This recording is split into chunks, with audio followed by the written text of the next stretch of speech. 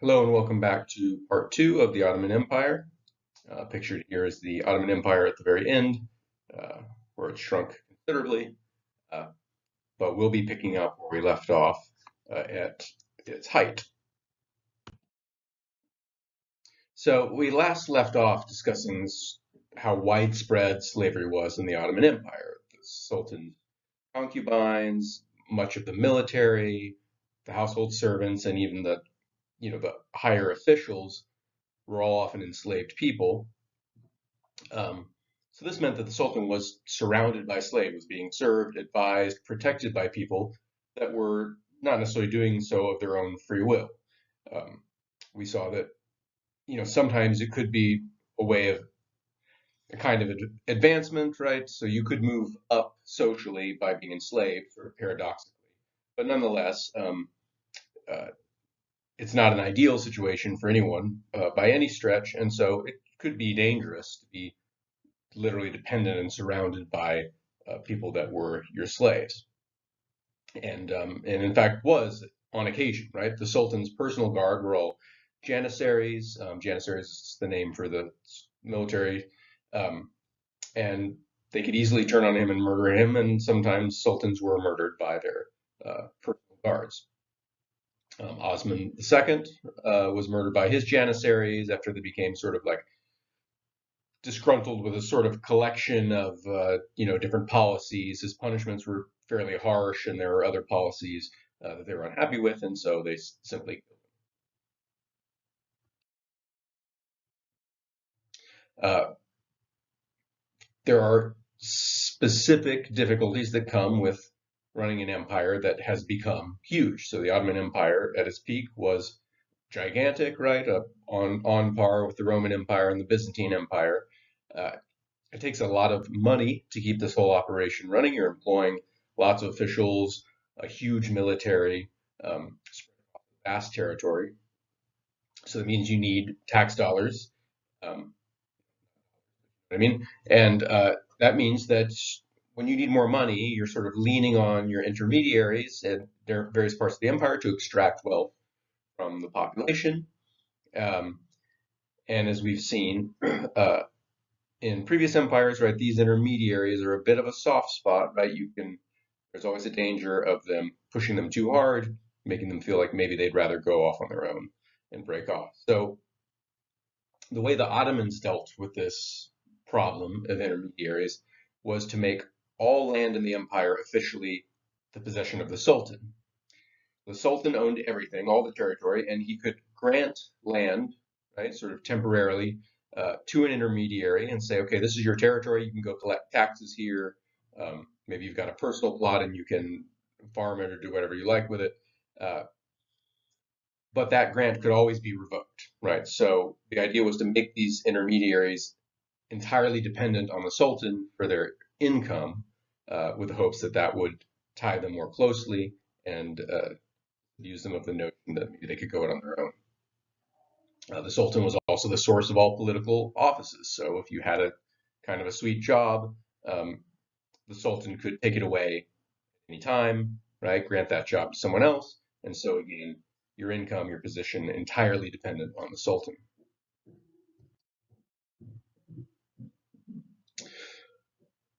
That was one strategy, right? But the Ottomans did have to employ multiple strategies. The farther away you get from the center of the empire, the farther away you get from the Sultan, the less salient, right, that connection, the less strong that connection is with the Sultan, right? Even if he technically owns all the land, you've never seen him, he doesn't get around very much. So the Sultan's authority is going to be a bit weaker on the edges of the empire. So in those types of areas, rather than demand this sort of tight devotion to the Sultan, they would often allow the local tribes to more or less run their own affairs and grant them a decent amount of autonomy. In reality, they probably have little choice in the matter, right? So why not go along with it? So, for example, the Kurdish tribes pretty much ran their own business for the most part, and a serious attempt by the Ottomans to do them or tie them sort of more tightly to the empire. If you had potentially rebellious, right, people in the center of the empire, or even people that just seemed to get so powerful that they might think about challenging uh, the Sultan would move them to other parts of the empire. Again, we've seen this with the Chinese and other empires, right? Breaking up local power centers and moving them to different parts of the empire in order to prevent any sort of like coalescence into a significant rival center of power. Um, but at the end, the incentive structure was set up so that staying loyal to the Sultan was the best and surest way to get rich and stay rich. And uh, for the most part, that incentive structure worked.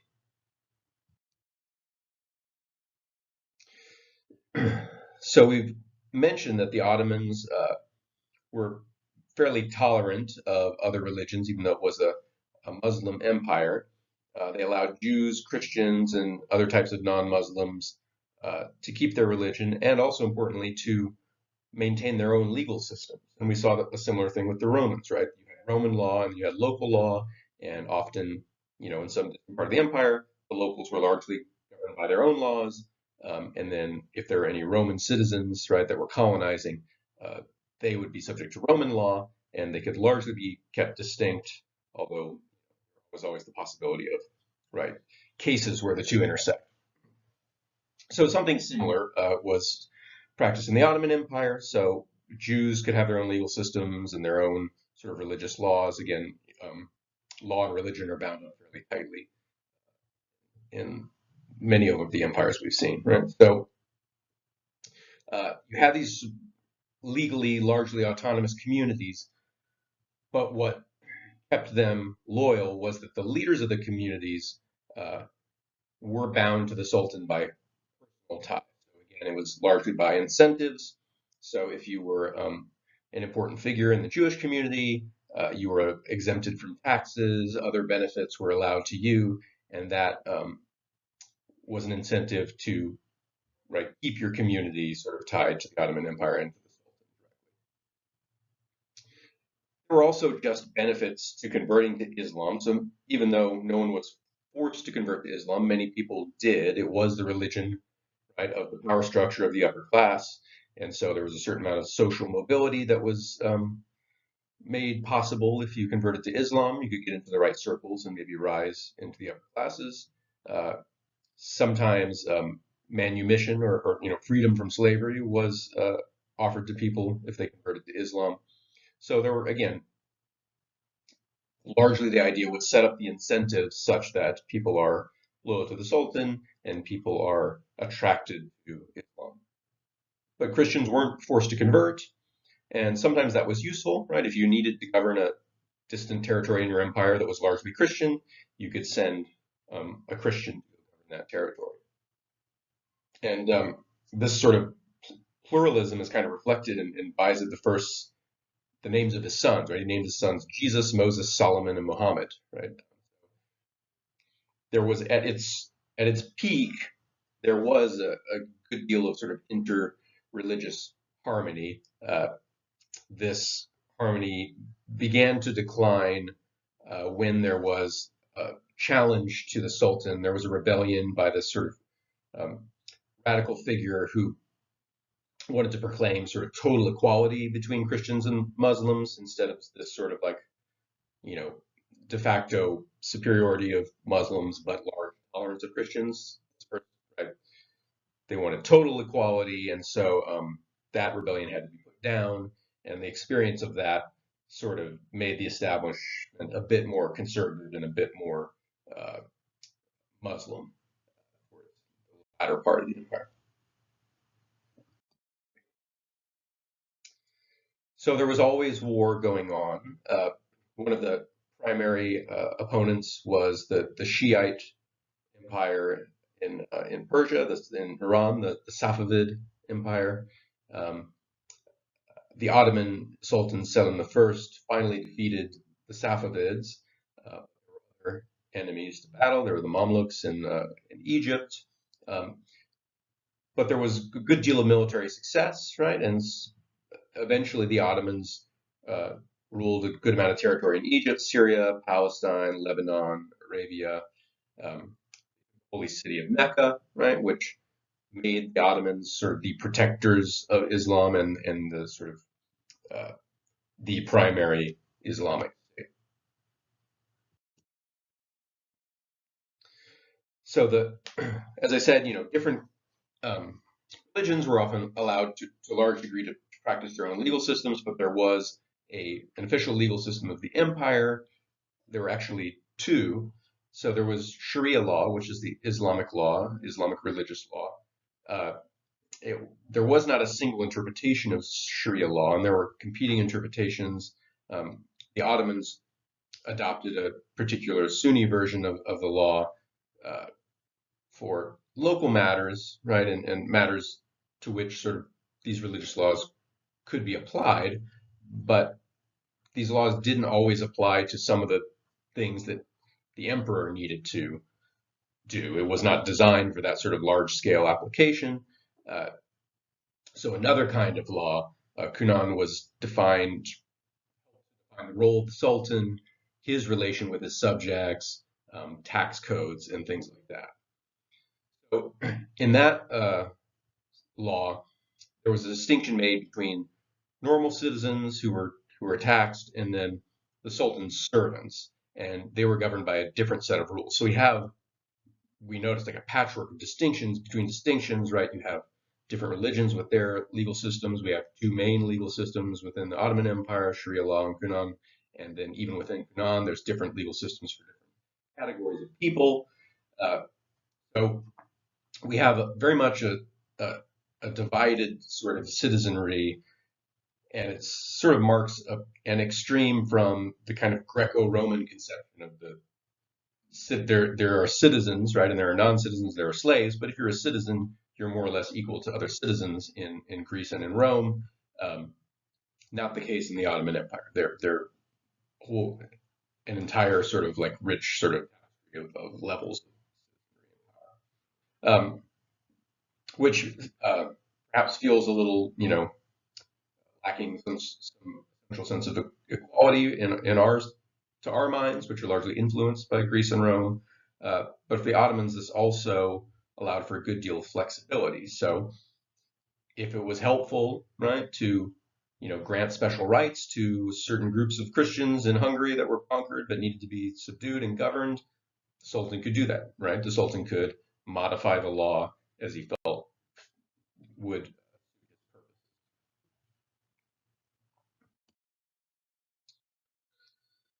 So that's basically the idea. We won't go through sort of the entire decline of the Ottoman Empire. It's quite long. Uh, but remember, we began these last few weeks comparing these contemporaneous empires, right? The Spanish Empire of Charles V and then the Ottoman Empire. They were operating at the same time. There's some interesting comparisons that we can make now that we have a general understanding of the nature of each of them. So remember, Charles V was Holy Roman Emperor, right? Which was a sort of like it wasn't continuous with the Roman Empire; it was sort of a reconstituted thing, although it was sanctioned by the Catholic Church, which was continuous all the way from the Roman Empire. So there's a certain link to Rome for Charles V. But then we have Suleiman and the Ottomans governing the exact same territory of the original Roman Empire, right? Taking over, conquering the Byzantines. So both of these empires linked sort of their greatness to the prestige of Rome, and in a sense, they're parallel um, continuations of the Roman Empire, at least in spirit.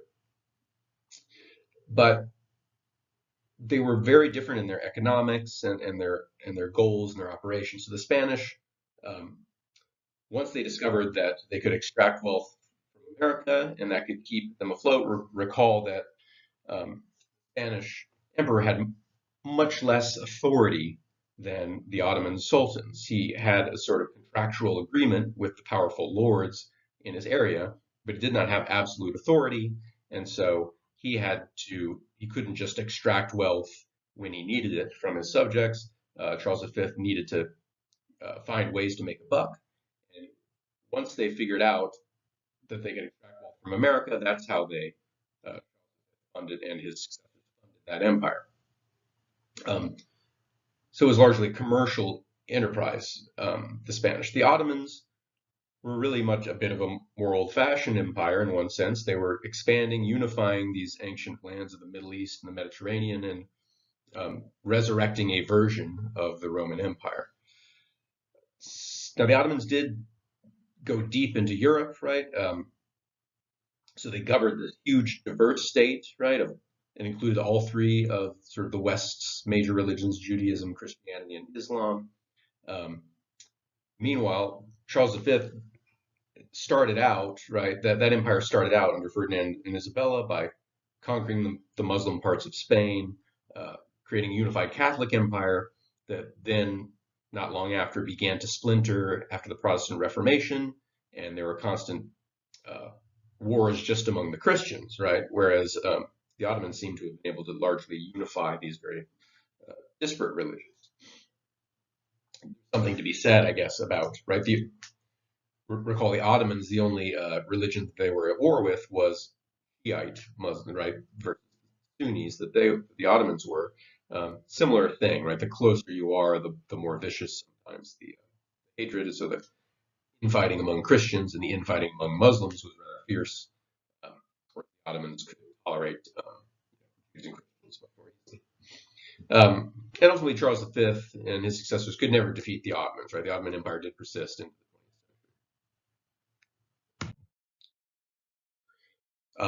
He did try, so Charles V tried to ally with the Safavids, right, the Iranian Shiite empire, to try to defeat the Ottomans. In retaliation, Suleiman allied with Charles's enemies, the French and the Germans.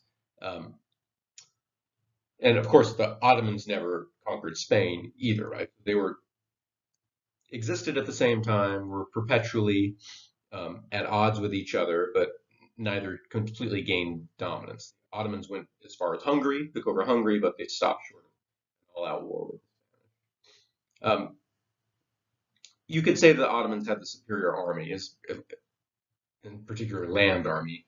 The Sultan had the authority to take whatever young people he wanted, right, from the citizenry, put them in, make them slaves, and raise them as like lifelong soldiers. So Charles V had nothing like that power.